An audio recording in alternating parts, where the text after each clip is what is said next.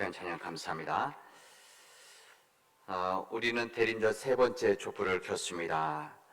여러분, 우리 광안로 바로 옆에 예루원 있고, 우리 예루원 그 광장에 거기에 예쁜 성탄 트리를 세우고 거기에다가 장식을 했더라고요. 너무너무 아름답게 해놨습니다. 여러분 꼭 가셔서 보시고, 또 아이들이 있는 집들은 가서 사진도 찍고, 아마 저녁에 가면 훨씬 더 아름다울 것 같습니다. 성탄과 연말을 맞이해서 여러 기관들에서는 뭐 선물도 하고 행사들도 하고 그런 진행하는 것을 아마 여러분들은 보고 계실 겁니다. 세상 사람들은 이 즐거운 크리스마스 선물을 기대하고 있습니다. 그러나 크리스마스의 본질인 성탄은 크게 관심을 갖지 않습니다. 이 크리스마스 쓸 때 앞에 카드들 보면 X 이렇게 마스 쓰는데, 이게 X라 쓴 것이 이게 크라이스트, 예수 그리스도, 그리스도 마스, 크리스마스인데 마치 이 마스 예배가 없는, 그러니까 X 없다라고 하는 그런 뜻으로 들려지기도 합니다. 마음 아프고 안타깝죠. 저는 그 이유는 세상 사람들이 이 교회에 대한 관심들이 약해졌기 때문에 이 성탄의 기쁨과 환희가 이 세상에서 약해진 것이 아닌가, 그런 생각을 해봅니다. 이것을 저는 목회자인 저를 포함해서 우리 기독교인들, 크리스찬들이 가지고 있는 부족함, 허물, 잘못이라고 저는 생각을 합니다. 사람들은 크리스마스를 연휴와 즐거운 날로 생각합니다. 그래서 구름에 달 가듯이 성탄을 맞이하고 있습니다. 마치 예수님께서 이 땅에 오셨을 때 유대 땅에 대부분의 많은 사람들은 예수님이 나심을 몰랐던 것과 같이, 그리고 그것을 일상적인 삶들에 그냥 또 살아갔던 것 같이, 마치 노아의 경고 때, 노아의 홍수 때, 심판 때 하나님의 경고가 있음에도 불구하고 자기들의 삶을 살며 먹고 마시고 즐겼던 이 노아 때와 마찬가지로 이 세상 사람들은 구름에 달 가듯이 예수 그리스도 성탄을 그렇게 지내고 있습니다. 이 땅에 오신 예수 그리스도, 이 땅의 생명으로 평화로 오신 우리 주님, 2000년 전 이 땅에 오신 주님이 오셨다고 하는 것은 오심 자체가 복음입니다. 그리고 이게 기쁜 소식인 거죠. 이 땅에 오신 그 주님이 나에게뿐만이 아니라 세상 사람들에게 그 자체가 기쁨이다, 복된 소식이다, 복음이지 않습니까? 복된 소식. 그런 세상 사람들은 구름에 달 가듯이 그렇게 지나가고 있습니다. 그렇다고 한다면 우리 믿는 자들은 성탄을 맞이하면서 어떻게 지내야 되나, 어떤 마음을 갖고 성탄을 맞이하고 준비를 해야 되는 건가 합니다.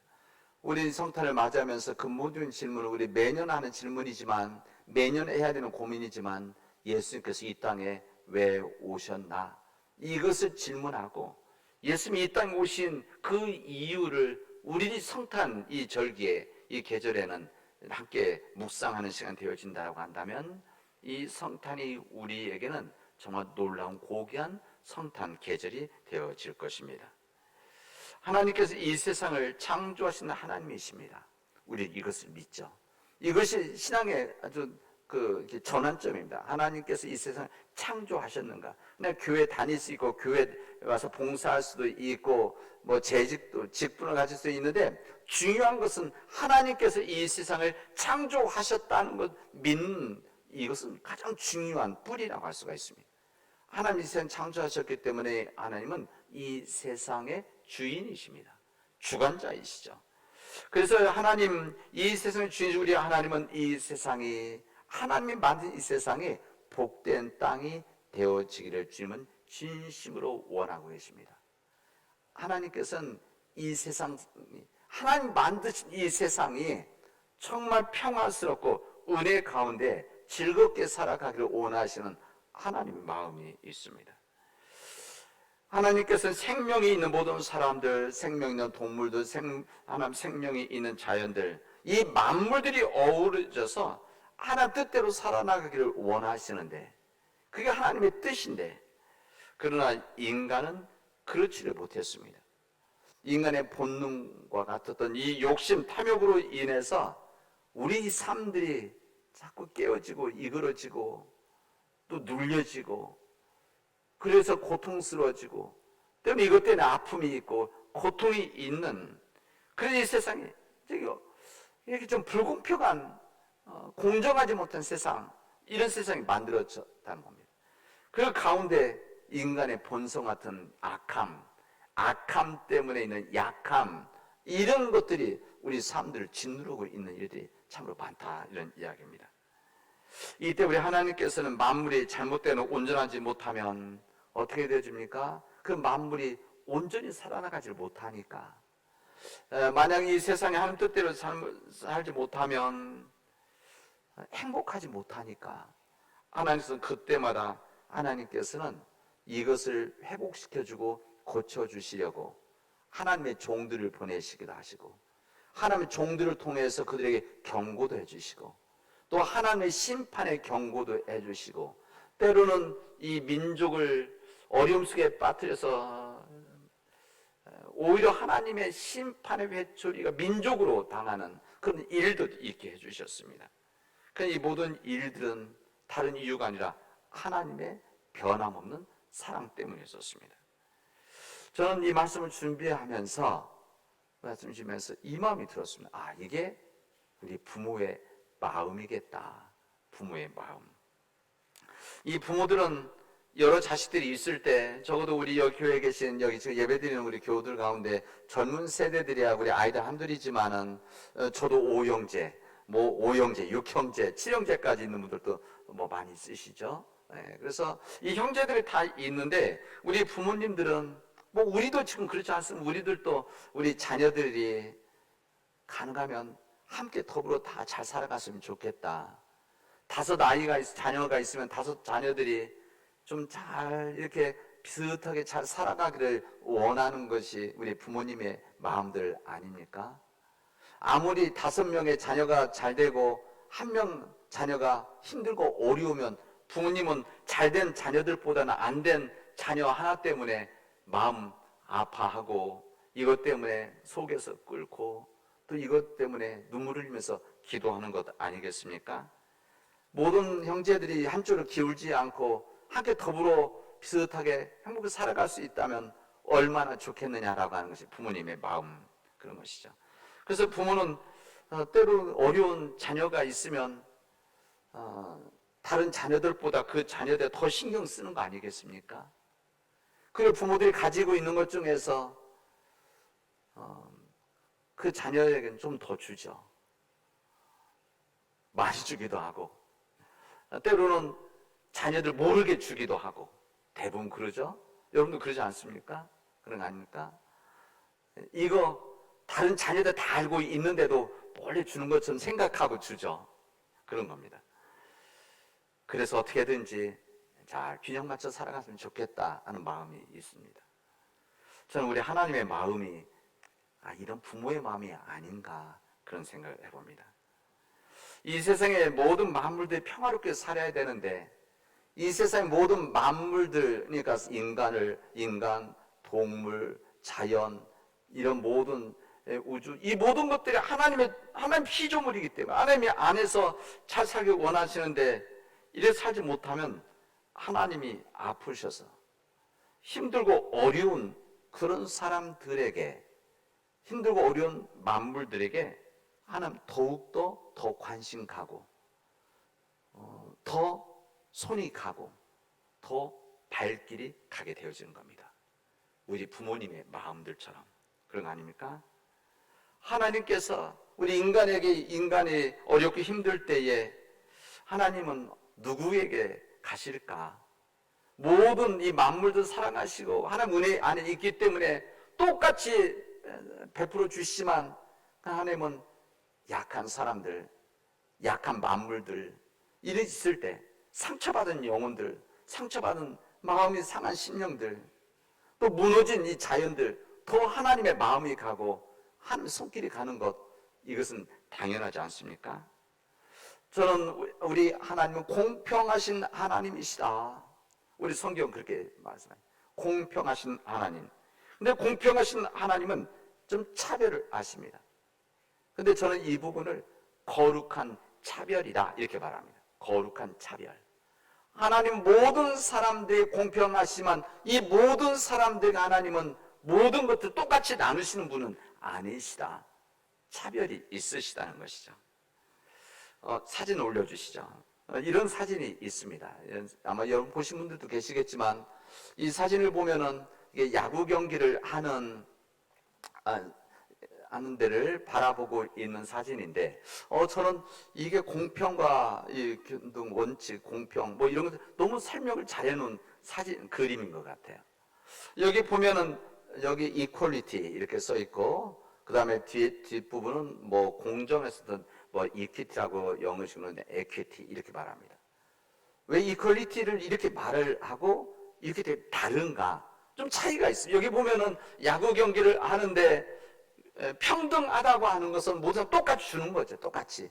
그러니까 여기 야구 담이 펜스가 있으니까 이것을 그냥 똑같이 박스 하나씩을 줘서 다 같이 보라고 하는 겁니다. 근데 보면은 똑같이 주었지만 키 큰 사람은 더 키가 커서 더 잘 보이고 다 보이지만, 그냥 키 작은 어린이는 아무리 박스를 놔도 안 보이는 것이죠. 그런 거 아니겠습니까? 이것은 평등이라고 이렇게 말을 합니다. 그러나 여기 에퀴티라면 공정이라고 하는 거, 이것도 뭐 번역에 따라서 뭐 균등, 형평 이렇게 말하지만 제가 쉽게 말하면 공정한, 이것은 뭔가 하면 각 사람에 맞게 다르게 하는 것이죠. 그러니까 키가 작은 어린아이에게는 박스 2개를 주어서 올라가서 볼 수 있도록 해주고, 또 키가 중간인 친구에게는, 아들에게는, 아들 같아요. 2아들 아빠. 그 아들에게는 박스 하나를 줘도 다 보이니까 그래 한 거고, 키 큰 이 아빠는 박스 없이도 다 볼 수 있으니까 이것이 바로 공정이다 이렇게 말할 수가 있습니다. 우리 항상 선택적인 삶을 살아가죠. 우리가 항상 말로는 공평하고 균등하게 해야 된다, 그래서 우리 여기 평등하게 해야 된다고 하지만 이 평등이라고 하는 것이 모든 사람들에 똑같이 적용되는 겁니까? 그래 적용돼야 됩니까? 여러분 그렇지는 않습니다. 저는 이 사진을 보면서 우리 하나님의 마음이 이런 마음이시겠다. 공평하신 하나님, 모든 사람을 사랑하시고 모든 사람 불쌍히 여기신 하나님, 공평하신 하나님이신데 사랑의 방법은 저렇게 차별을 두시는, 거룩한 차별을 두시는, 그 사람에 맞춰주시는 하나님이시다, 그런 이야기입니다. 넘기셔도 됩니다. 그래서 이 성경에서 보면 하나님의 은혜가 임하는 일들, 임한 사람들 보면 뭐 똑같이 주어지지 않고 하나님은 오히려 그 당시에 비천한 사람들, 어려운 사람들에게 더욱더 하나님의 마음과 손길과 눈길이 같다는 것을 알게 되어집니다. 어려운 사람, 비천한 사람들이에요. 우리 성경 표현대로는 비천한 사람들입니다.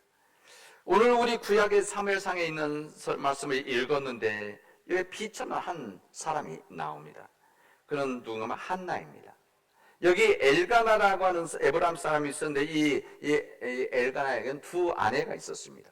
여러분 이것은 이제 그 당시에 문화기 때문에 여러분들이 그래 이해하시, 이게 부인 둘 이게 맞는 건가? 뭐 이렇게 그것은 아닙니다. 어쨌든 이 2 부인이 있었는데 이 부인은 아이가 있었습니다. 그래서 아이가 없었던 이 한나는 아이를 낳지 못해서 서름을 받았던 여인이었습니다. 본인 비천한 여인, 본인 생각할 때 남편의 애정은 여전했지만 자식이 없는 처지 때문에 이 다른 부인, 이 브린나로부터 무시를 당하고 하대를 받는 괴로운 나날을 보내는 그런 비천한 사람이 있었습니다. 그런데 오늘 보면 내용을 보면 그때 이 한나는 하나님 여호와께 매달렸습니다. 자신의 괴로운 마음을 하나님께 아뢰고 통곡하면서 기도하게 되죠. 여러분 기도를 이렇게 간절히 한다는 것은 여러분 하나님에 대한 신실한 믿음이 있을 때 가능한 일 아니겠습니까? 이 한나는 신실한 믿음을 가지고 있었습니다. 무슨 믿음이냐?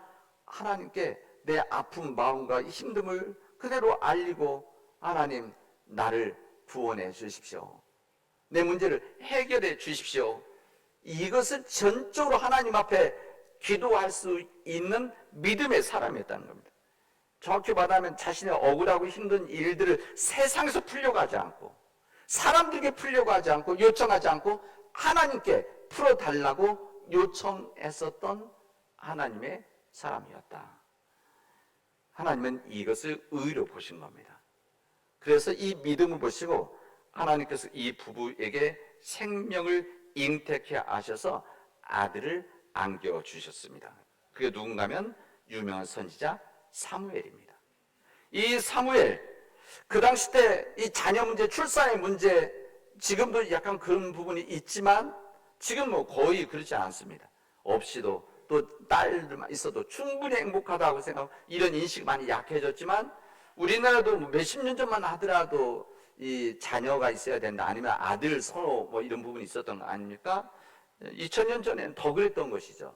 3000년 전에는 더 그런 것이고, 이때 자녀 문제로 인해서 어려움 속에 있었던 비천하게 여겨졌었던 이 한나에게 그의 믿음을 보시고 하나님의 은혜로 생명 잉태가 태어난 이 사무엘, 이스라엘을 다시 일으키고 세워나가는 이 믿음의 사람, 하나님의 인물을 만들어냈다라고 하는 이 놀라운 역사를 우리에게 증언해 주고 있습니다.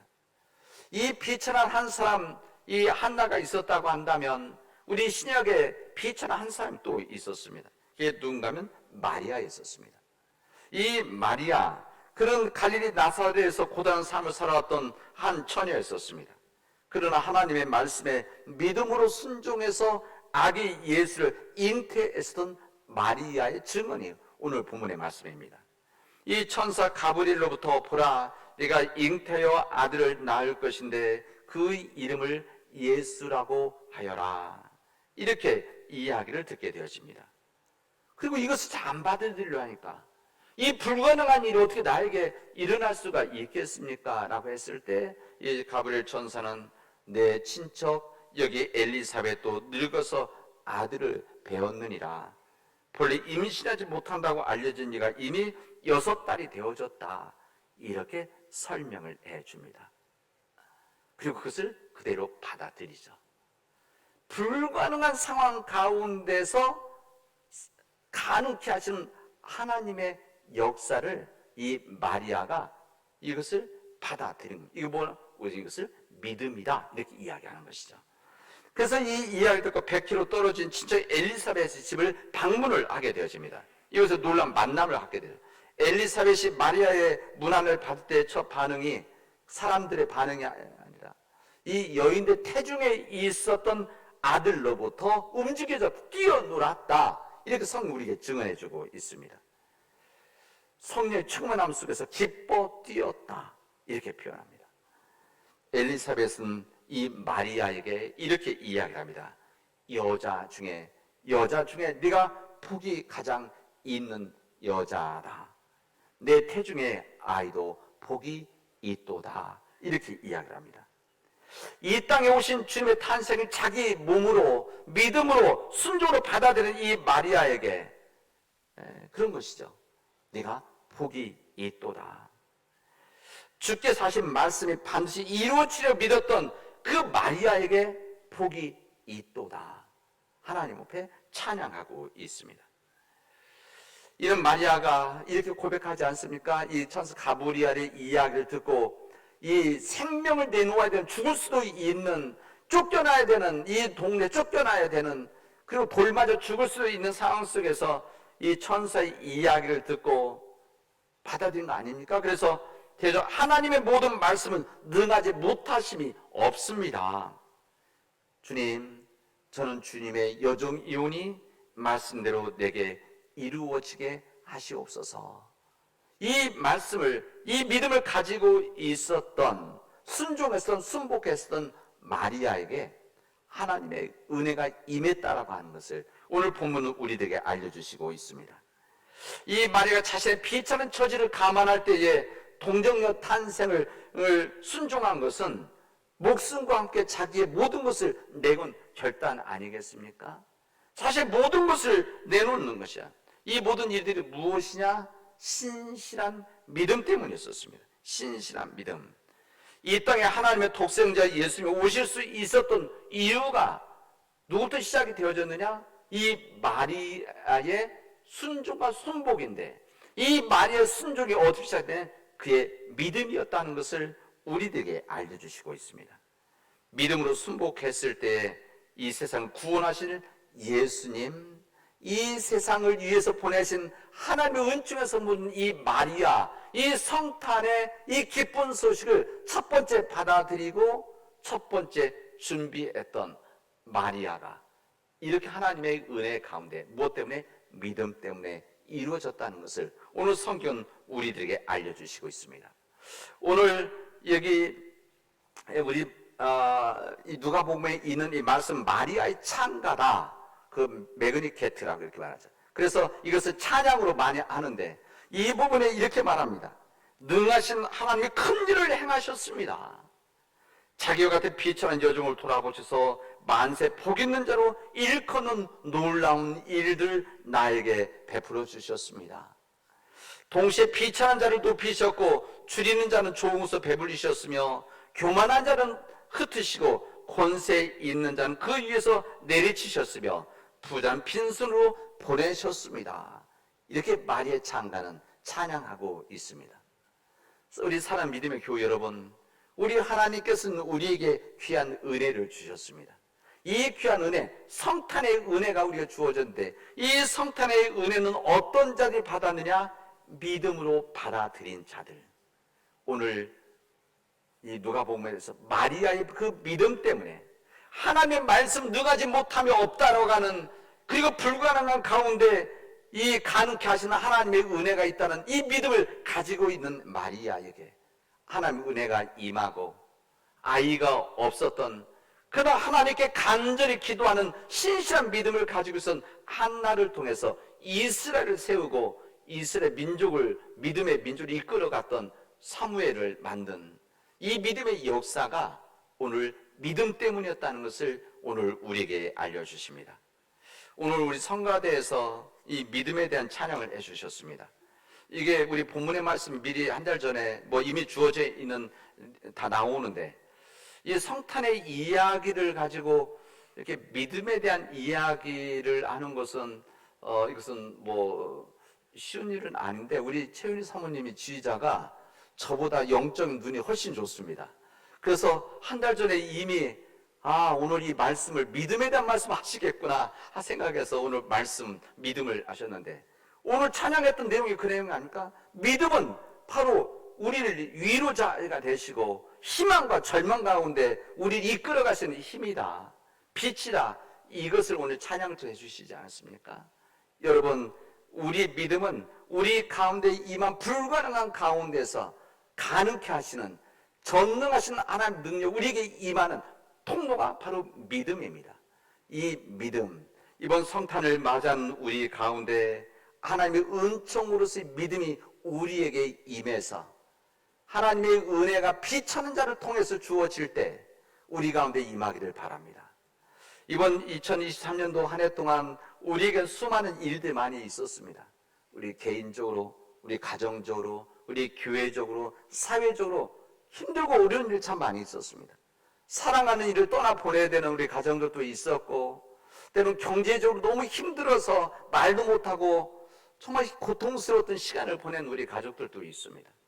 또 가족들 문제 때문에, 또 여러 가지 힘든 상황 때문에 힘들어서 내 심령이 이 비천한 상황 속에 있었던 우리들이었는데, 또 사회적으로 겪고 있는 여러 가지 힘든 때문에 우리가 어려움을 겪고 있는 이런 비천한 상황 속에 우리가 있는데, 저는 이번 성탄을 맞이하는 우리 사랑하는 우리 모든 믿음의 가족들에게 이 비천한 심령과 같은 우리 심령 가운데 하나님의 은혜가 임해서 빛 대신, 희망이 되신, 기쁨이 되신, 사랑이 되신 예수 그리스도의 어린 아기 예수의 탄생이 우리 심령 가운데 이루어지기를 진심으로 원합니다. 우리 가정들에게 비천한 마음속에 있는 가정들이 있다고 한다면 그 심령 가운데 그 가족들에게 하나님의 성탄의 은혜가 임해서 이 성탄이 우리 모두에게 정말 귀하고 복된 성탄 절기가 되어지를 주님의 이름으로 축원하겠습니다. 기도합시다. 은혜가 풍성하신 하나님 감사합니다. 주님, 비천한 10년 가운데 오셨던 우리 주님, 지금 여기에 살아가는 우리를 비천한 10년 가운데 함께하여 주시옵시고 도와주셔서 역사하여 주셔서 그 힘듦과 어려움과 비천한 상황 가운데 주님의 빛을 향해서 나아갈 수 있는, 그래서 우리가 그 희망을 가지고 살아갈 수 있는 우리가 되어지도록 인도하여 주시옵소서. 세상이 힘들고 절망이라고 하지만 그러나 우리 주님, 우리 교회에서 평화를 노래하게 하시고 평화를 외치게 하시며 평화의 샘물이 그쳐지지 아니하도록 하나님 역사하여 주시옵소서. 예수님의 이름으로 기도합니다. 아멘.